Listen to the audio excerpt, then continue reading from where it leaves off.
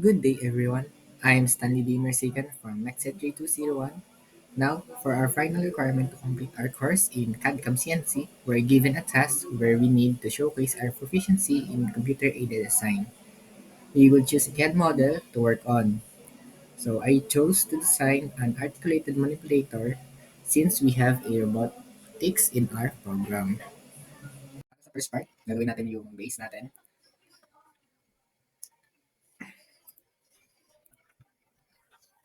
So, gagamit tayo ng MMGS na sukat. So, ang dimension, ito ay 50 and 30.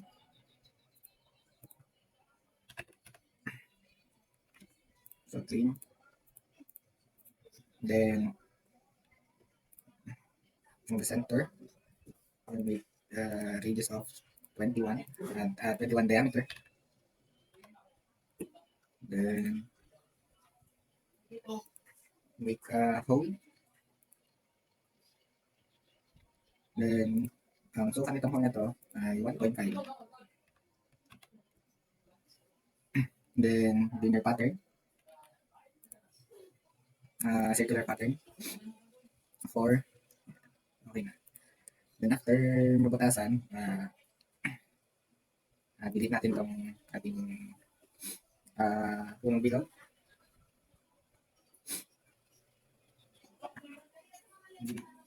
Yes. Then, after natin makuha, yan, ito na natin since after nyan, filling natin tong may sukat na 2.5. Itong mga corner. 1, 2, 3, 4. Okay. Then, extrude na natin siya. Extrude natin sa taas ng 2.5.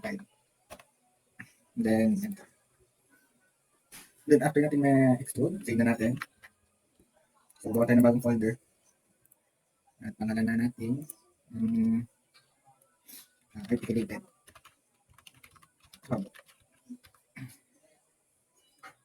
So, open. Then, lagay natin yung part 1 na base.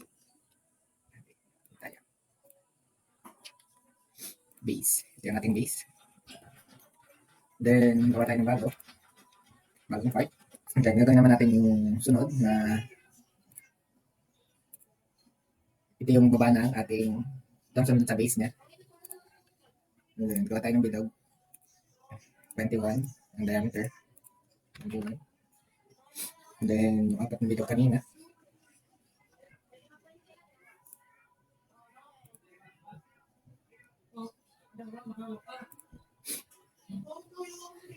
Gawin natin to 3. Sukat niya ay 3. 3. Then, linear. Isip natin. Circular pattern. 4. Check. Then, ito yung mismo butas niya. Ito yung sa papasukan per million. Sukat niya ay 1.5. 1.5. Then, circular pattern ulit. Dito sa butas na to. Circular pattern. 4. Check. After yan,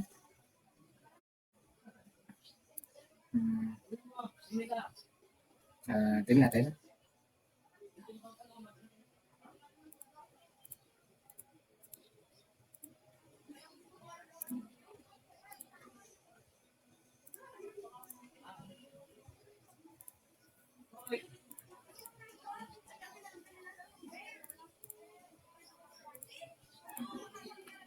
Then, features. Extrude. 2.5. Then, check. After yan, sketch po tayo dito. Sketch. Then, gawa po tayo ng nakabilog na.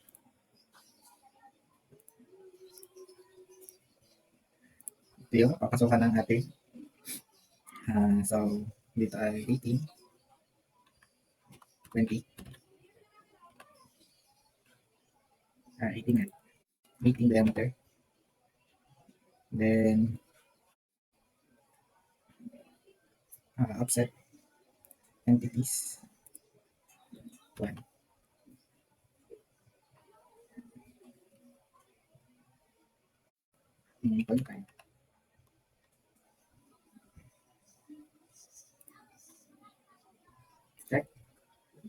So, ang sukat nito nasa loob ay 17.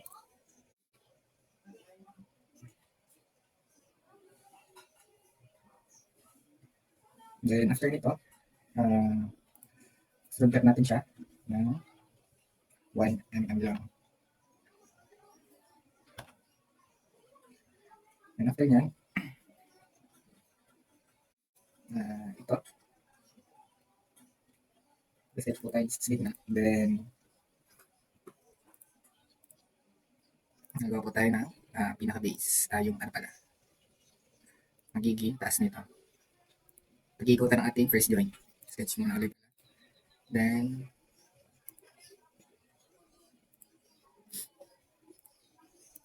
ang sukat nito ay since 17 magiging 16. 16 diameter. Then, extrude natin siya ng so, yan. So, okay na ang ating first joint, first joint na base. Then, save natin. First joint. First joint base. So, save. Next, gawa tayo ng bago.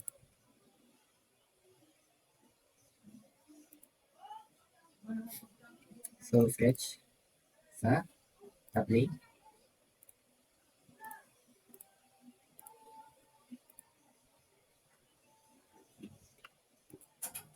So, okay. Then, extrude. Extrude natin. After we extrude, sa baba naman, sketch from the bottom.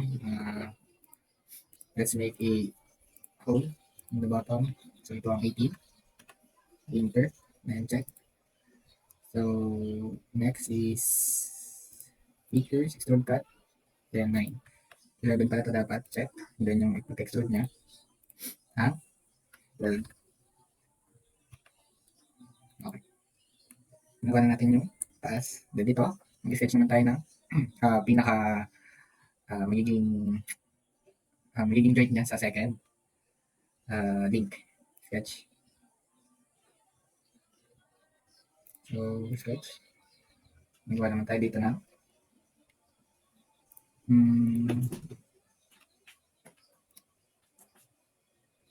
So, ang kapal niya ay 3.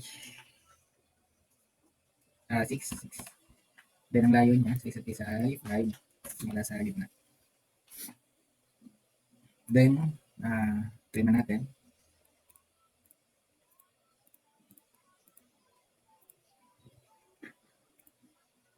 Mirror. Dynamic mirror. So,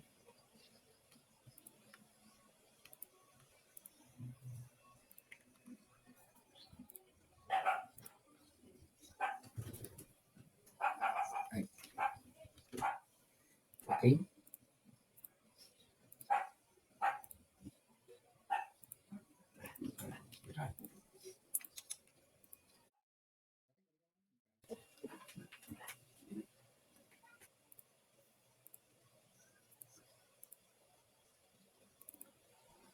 So, mechanical 1.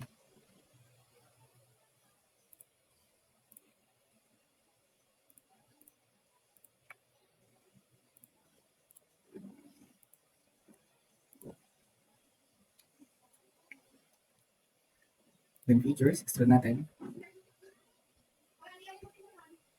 Then, 6. And, okay.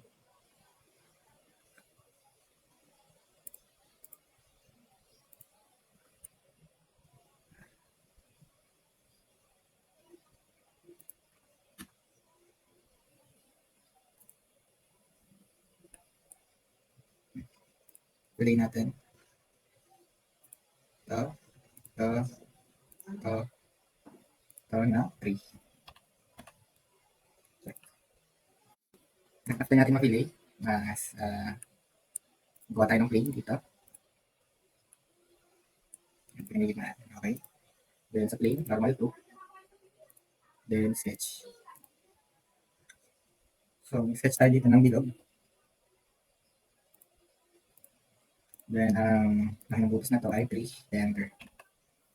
So, ang kanyang diameter, then, kakatan natin. Straight cut, mid plane, mid plane, then 7. Kung 7 naman siya, kasama yung nasa palitan niya. After natin magawa to, sige natin, joint 1. First joint.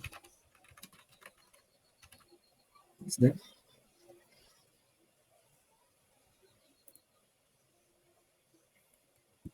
Then ang sunod, gawa naman tayo ng second joint. Part. Then, punta tayo sa front plane. Then, sketch. Gawin muna natin yung right ng second joint. Kasi dalawang gagawin natin. So, first, buka tayo ng bilog sa pinakababa. Sukat niya ay 5 per diameter. Then, gawa ulit tayo ng second na bilog. Sukat nito ay 3. So, ito-connect natin sa first joint. Then, load ng line. And, load ng second line dito sa pangalawa. Then, ito. Tsaka ito. Itatangent natin. Itangent.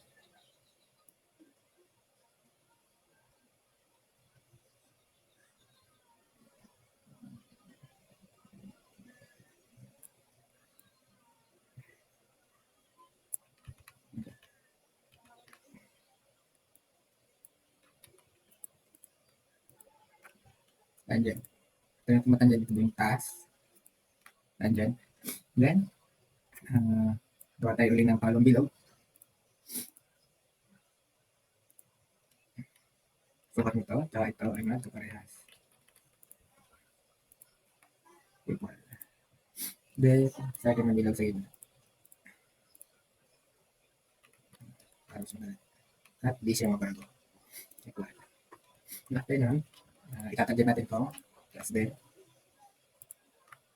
tangent. Then, ito din, pangalawa. Tangent.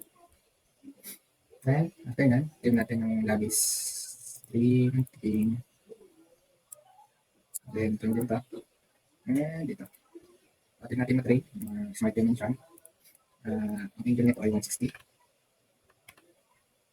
Then, ang kilometro kabila ay 150. So, mas ano siya. Then, sukat ay 10.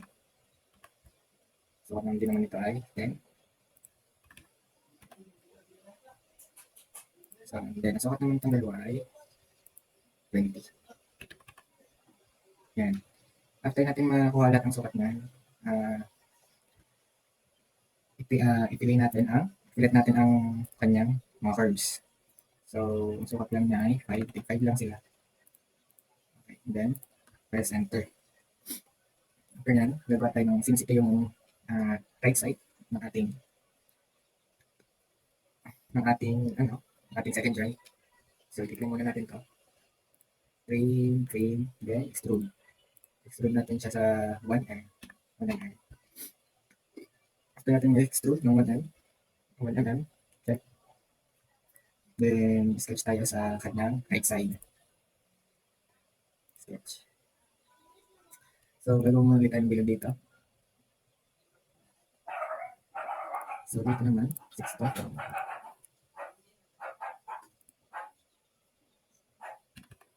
6 ang sukat. Gagawa naman ulit tayo ng isa pang bilog dito na equal sa kapalit. Equal. Nagpa-equal na. Nagawa tayo ng cover.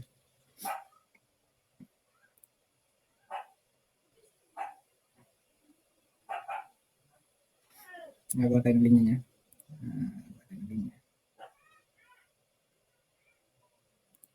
Yan. Then, regulate. Linya.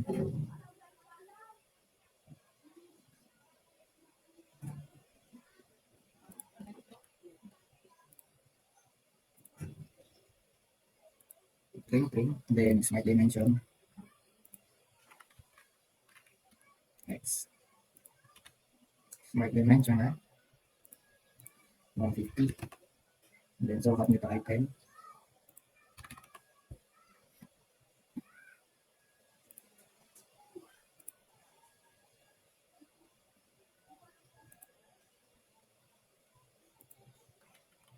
Then kawali tayo ng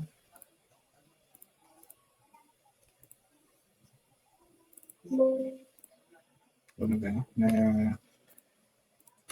hindi siya pwede doon. So, huwag natin i-snap sa kanya mismo linya. Okay na yan. Then, smart dimension natin para sa kanyang angle na 160 katulad ng dati. And, sukat na 10. So, after natin makuha, fillet natin ulit. Fillet ng 5. Fillet ng 5. Okay, check. Then, trim natin. Since ang kailangan lang natin yung pinaka-cover niya. Trim, trim, trim, trim. Yes. Trim, yes. So, yun na. Kuha na natin. Then, after nyan, features, extrude natin siya ng siguro mga 3. Then, after natin extrude, fillet natin. Fillet natin to kanyang corner. Then, fillet ng 3. 3 lang. Since 3 ang kanyang pagka, trim natin siya in-extrude. So, yan. Okay na ang ating right side na para second joint. Second joint, sa pangalan side natin, second joint right side. After nyan, gawa tayo ng panibago. Ito naman yung left side. So, prompting, sketch, gawa ng bilog, dalawa.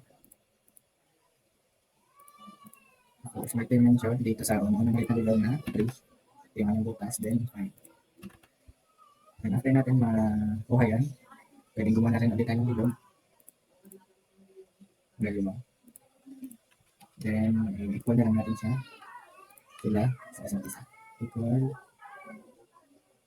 Then, itong dalawa equal. Okay. Then, after niya, gawa tayo ng alin niya. Huwag natin i-snap sa mga bilog. Then, line ulit. Hanggang mag-snap sa bilog. Then, tangent tayo muna. Tangent natin. Then, itong mga diba tangent din natin. Tangent. Then, trim natin ito para pumasok siya. Trim din natin. Then, after nyo,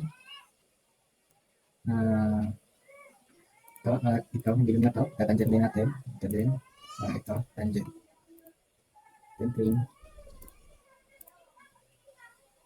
Smart dimension. 160. 150 ko. So, line na natin yung nauna. Then, ay, malit. Delete. Sukat na ay 10. Then, 10 din ito. Then, kung dalawang bilog, yung pagitan nila sa isa't isa ay 20. So, isang may itsura nila. Pag nakuha yung sukat niyan. Then, after niyan, so, pipilit natin sa 5. Yan. Itong dalawang corner. Para smart yung edge niya. Then, after niyan, trim natin yung labas. Then, after natin matrim, okay na siya. Then, extrude na natin sa 1. Ganyan. Then, enter. Punta tayo sa kabilang side niya. And, sketch tayo sa left side. Sketch. Then, gawin ulit natin yung kanina. So, bilog. So, ito ay 6. 6 na diameter. Then, 6 din sa kabila.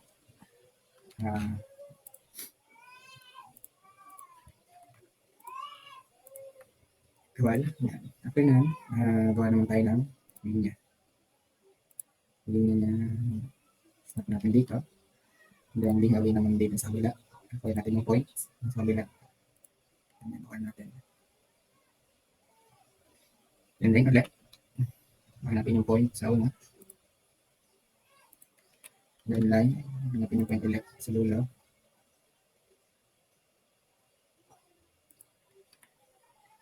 And then, trim. Para makamake sure tayo, sukat natin to. 150. Okay, then 150 din to. 160 pala. Okay, 160 naman siya. Then, yung sukat, dito dapat parehas silang 10. 10, 10, 10. Kahit nag-snap na. Para i-rate yung ating sukat. Then, after natin make-sure na i-rate nga, ulit na natin sa 5 yung dalawa. Then, okay. Then, i-green na natin. After natin matapos yun. Clean, yes lang. Tapos ito ang gamit natin sa kanya. Then, features, extrude natin siya ng 3. Extrude ng 3, enter. Then, lagay natin din siya na 3. Okay. Okay na. Tapos ako ang ating second joint. Save natin, second joint. Second joint. Okay. Okay natin masave. Gawa naman tayo na third joint natin. And doon na din natin makikita kung ano magiging end effector natin. So, ngayon, gawa naman tayo na sa ating third joint. Sketch. Gagawa tayo na so may dimension na 5. After nyan below, dalawa. So automatic na 5 na ang kanyang dimension. Then ngayon gagawa tayo ng line, other line, then smart dimension, automatic na 5 there. Then delete natin ang unang line. Yes. Then 3, dalawa. After natin ito magawa, gawa tayo na center line sa gitna. Extrude muna natin siya sa 10, 20. Check. Then sketch tayo dito sa kabila niya. Sketch. Then after that, gawa tayo ng smart batay ng rectangle.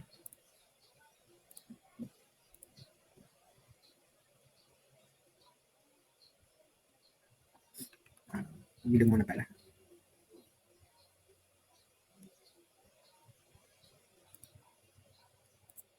Then bilog din sa kabila.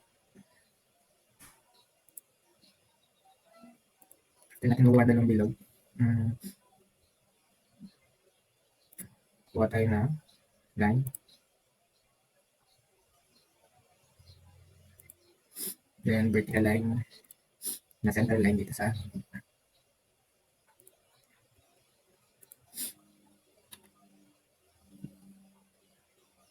smart dimension 2.5. And after natin ma-dimension siya ng 2.5 para hindi lang siya mag-snap sa kabila, mirror natin, click, then mirror about dito, then check. After yan, luwagi tayo ng isang linya na vertical line, then smart dimension natin na 1 lang. Okay. So mirror din natin to dito, mirror about, check. Then after natin magawa yun,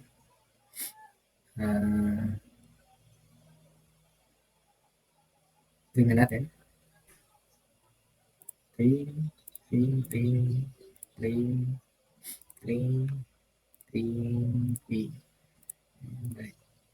natin pa. Then extrude natin siya ng 6.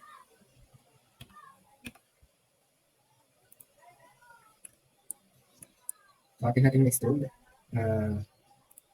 tayo sa reference plane, then sige na siya. And press, okay. Then sa plane, gagawa naman tayo ng mag-sketch tayo ng bilog. So bilog, sige na. 1.5 3 diameter. Then ang layo niya dito. Okay. Smart dimension ulit. Smart dimension.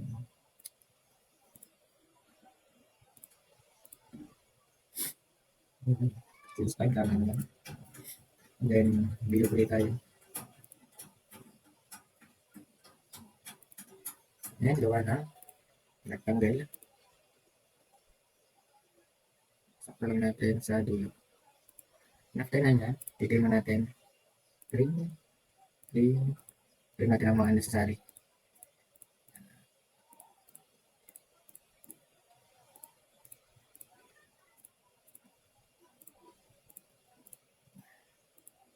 Then, tapos na. Still cut naman. With plane. Then, 7.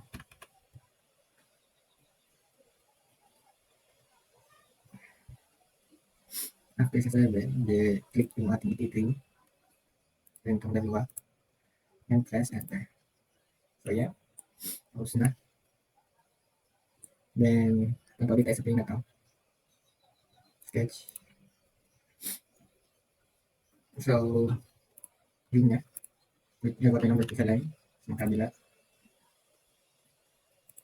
Tapos, center line naman sa gitna. As reference. So, 7. Kung 8 siya. 8 ang layo niya. Tapos mula sa center. Smart dimension. So, 8. 4. So, let's make it 4.5. Then, mirror entities. Mirror entities. Click natin pa. Then, kung saan siya mag-mirror, press enter. Then, gawan natin yung thumbnail niya. Gawa naman tayo ng pampupol sa kanya. Then, mirror entities ulit. Mirror, about to, then check. Ay, hindi pala nakasama ito.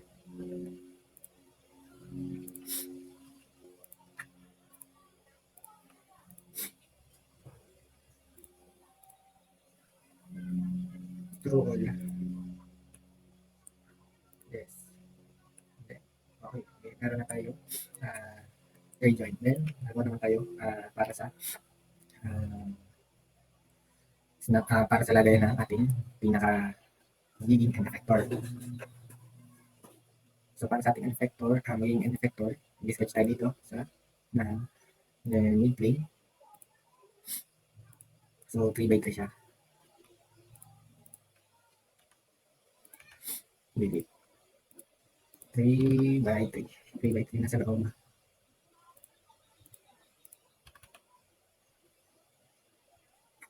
Mali.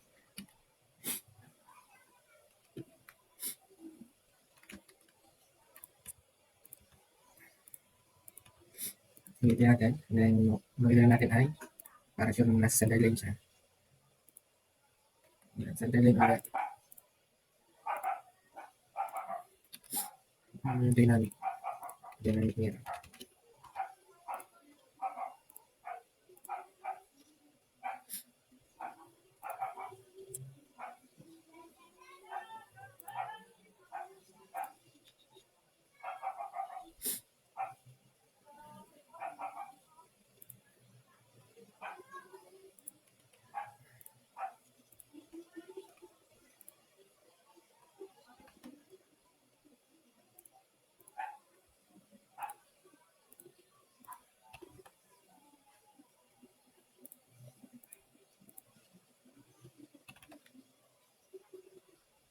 Okay na.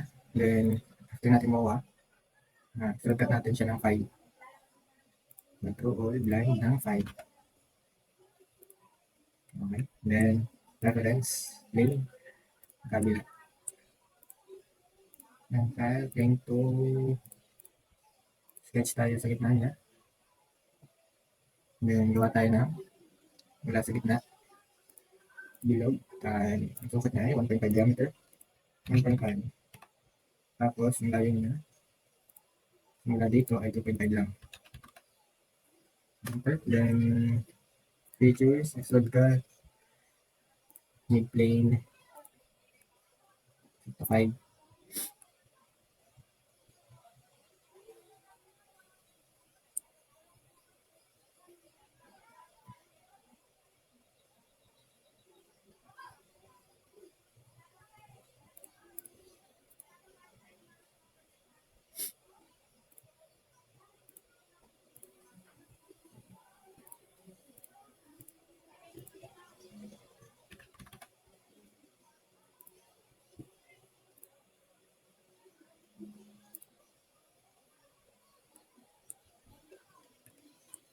Okay na. And after natin mga fix, punta naman tayo sa paggawa ng end effector natin. Then, same lang tayo, third join.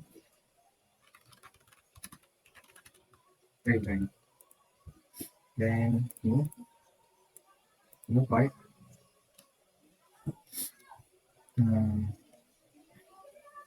Front plane. Front plane tayo mag-sketch ating end effector. So, gawin mo natin yung complex na itsura ng ating magiging end effector. So, line. Sana natin luruhin.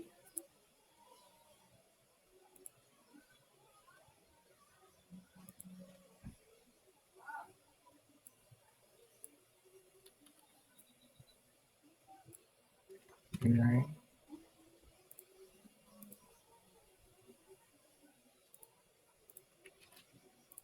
Patay na center line.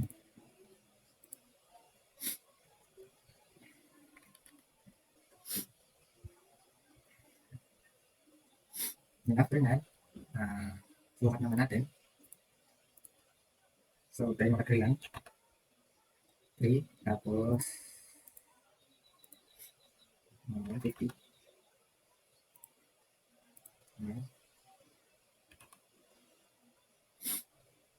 Then, 1 dito.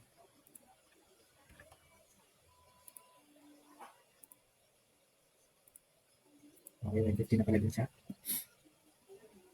Then, smart dimension naman ito. At dito, 10.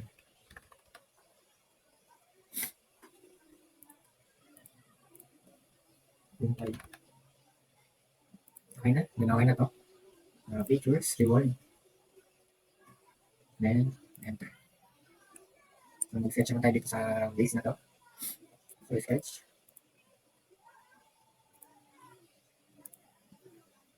So, 3 by 3 din siya. Dimension 3 by 3. So, after natin mag 3 by 3, so, lagan natin sa 5. 5.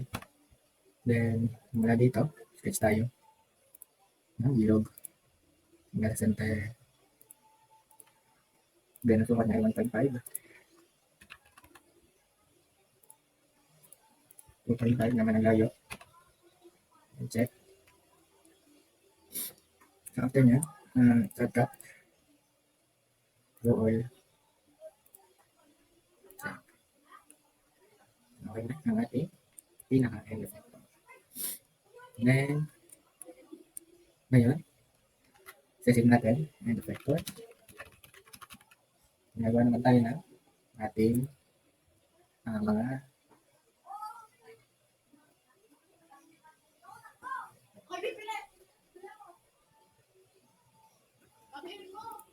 lock. So, ang lock natin ay front plane, sketch 3mm, then extrude 7.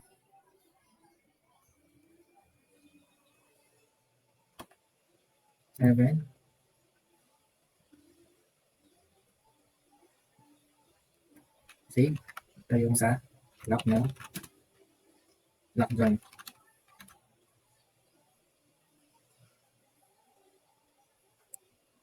Ito yung sa mga lock joint. Then, ito yung lock ng base. Yung na gagawin natin. So, sketch, front plane, 1 below. Sukat niya ay 1.5. Tapos 5 ang kanyang haba.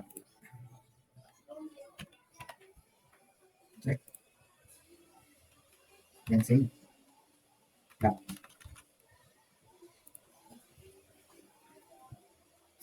Ngayon, na-assembly na tayo with assembly.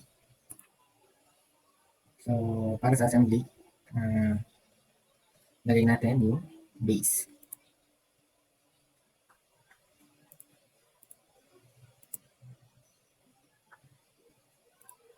Inside components. So, first like base. Then, inside components ulit. Then, first join. Then, inside components. Second join. Right. Inside components. Second join. Left. Inside components. Third join. Inside components. After ng third join naman ay ang ating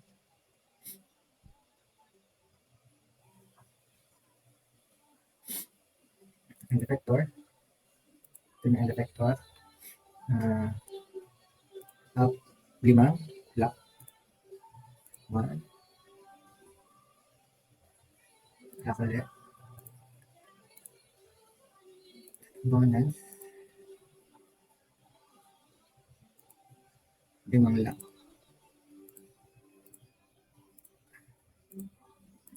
Then, isang dalawang lock joint. 1. Okay. Then, for assembly, lagay mo natin itong mga components. So, me. Click natin ito. Butas. At click natin itong butas.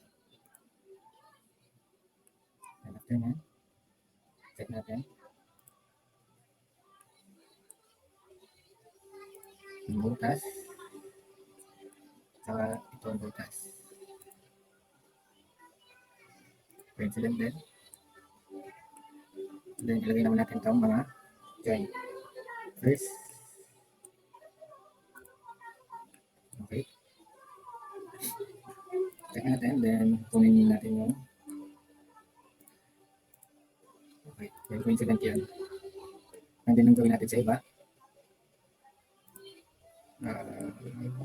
Then, okay. Then, kunin yung dulo. So, hindi siya place. Need eliminate.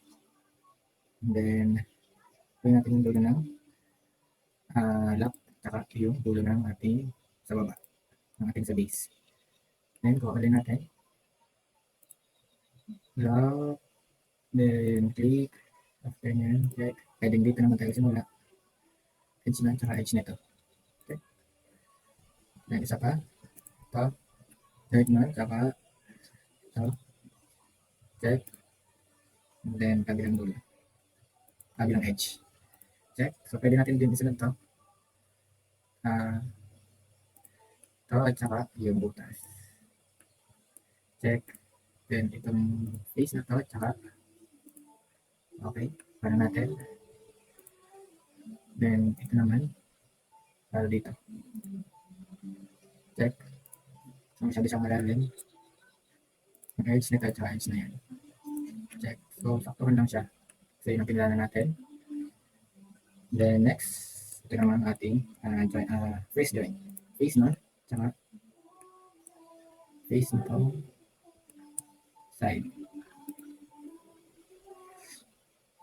Check natin muna. Then, face na to. Tsaka yung face sa gilid. Yun. And coincident na sila.